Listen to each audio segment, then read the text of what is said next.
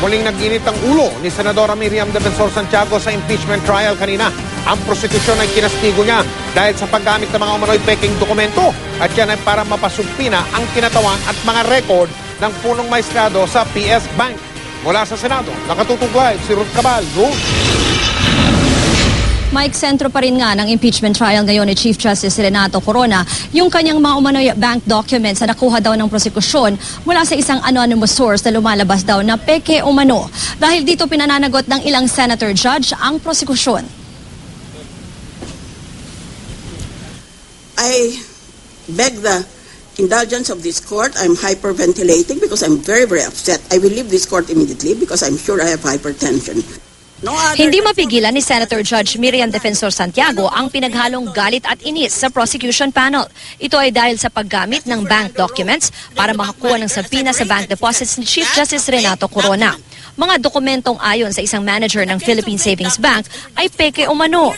Sa paghingi pa lang ng prosecution ng sabina, sinabi nitong hindi nila tiyak ang authenticity ng mga dokumento dahil binigay lamang ito ng isang anonymous source. Nilahad naman po namin dito na maliwanag na habang hindi namin pwedeng panindigan na itong mga dokumento na ito ay totoo, ang pakiramdam namin ay obligasyon namin na paabot namin ito sa kagalang-galang na Senado para po sa paggabay sa pag-issue ng subpoena. Hindi ko pala alam kung ano yun eh. Bakit mo sisingilin kami na issue kami ng sabina? Ano yun? That's only a scrap of paper. Why are you doing this to the court? Why didn't you go hit your Robux? So kung ano-ano mga pinagsasabi nyo Ha? Say again? One, I heard someone who I cannot identify say something. Number two, I read it in the media. Now, it is my duty to bring it to the attention of the court. Duty my foot. It is not your duty. It is your liability. That is disgrace to the judicial system. Hindi pa nagkasya si Santiago dito. Nilekturan at pinagsabihan pa niya ang prosekusyon na pwede raw ipakontempt o i-disbar pa nga ang mga abogadong nagharap sa korte ng maumano'y pekeng dokumento, sadyaman o hindi. Without more. Pwede na ba yon sa korte? Anonymous source told us. So we're alleging it in our request for subpoena. Is that allowed? Can you allege something in open court or even in a written pleading with a court? That you have information, but it is based on an anonymous source. My goodness, if you bring this to any trial judge in the entire country, particularly in Metro Manila, you'll be cited for contempt. Saan ka nakikita ng pleading na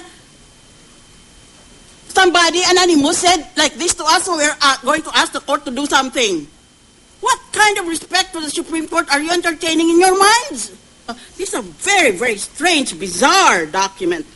Sa request for subpoena rin ng prosekusyon, tinukoy nito ang mga media report na may bank accounts daw si Corona, bagay na lalong kinainis ni Santiago. Paragraph 11. Moreover, it seems that the media itself also has information. Kailan naman ng judge pwede mong hikayatin o pwede mong pakiusapan na gumawa ng kung ano mang aksyon na gusto mo, issuance of a subpoena on the basis of a media account? My goodness! Is this government by media or is this judicial system by media? Again, this is a ground for contempt.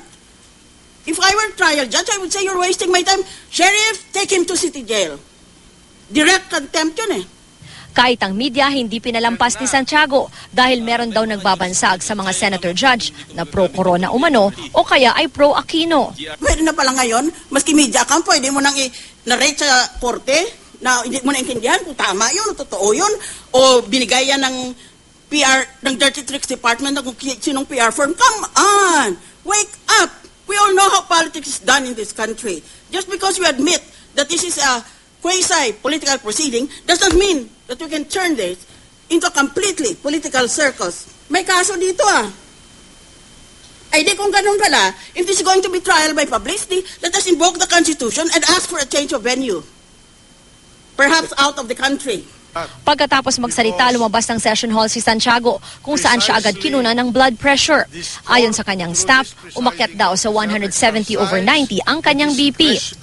Dahil sa mga sinabi ni Santiago, natuon ang issue kung bakit nga nag-issue ng subpoena ng impeachment court para sa bank accounts ni Corona batay sa mga dokumentong hindi naman tiyak kung totoo. Si Presiding Officer Juan Ponce Enrile pinanindigan ang desisyon ng impeachment court at sinabing inaako niya ang responsibilidad para dito. This presiding officer assumes full responsibility for issuing that subpoena and is ready to defend his position whether or not in the end this court abused its discretion or committed a grave abuse of discretion amounting to lack or excess of jurisdiction will be decided or has to be decided by the Supreme Court, being the highest court of the land. Kahapon lang, pinagsabihan din ni Enrile ang prosekusyon na tila nagsasagawa ito ng fishing expedition para sa magagamit na ebidensya laban kay Corona. Your procedure seems to suggest to me, as a presiding officer, that you did not have any evidence. You're just gathering it through subpoenas issued by this court. And I warn you that this is going to be a fatal error on your part. Kaya kanina, tinanong ng mga senador kung may tuturing bang parang search warrant ang mga inilalabas na sabina ng korte para sa mga testigo at dokumento. I'm not asking for a correct answer. I'm asking for an answer. If this rule, this principle applies from where you sit to the impeachment trial proceedings, even if we look at this as a process that is political in nature. Sa pag-akala na yung napasakamay sa amin, sa mga kasama namin, totoong dokumento po, linagay na po namin doon. Kung kami po ay may alam na ito ay hindi totoong dokumento, talagang hindi naman po namin isasama doon dahil kami po ang mananagot doon. The matter of subpoena, Your Honor, so must comply with the rules on search warrant, Your Honor. It must be specific, it must be determinative, and it must refer to a particular account. If there is a violation of this right, Your Honor, it says, any evidence obtained in violation of this or preceding section shall be inadmissible. Ang pumapasok na batas doon, yung fruit of the poisonous tree, o sinasabing lahat ng makuha mo doon, hindi pwedeng gamitin. Hindi pwedeng tanggapin ng korte kahit 1 tonelada ng shabu ang nasa harap natin ngayon at aminado na sa kanya galing.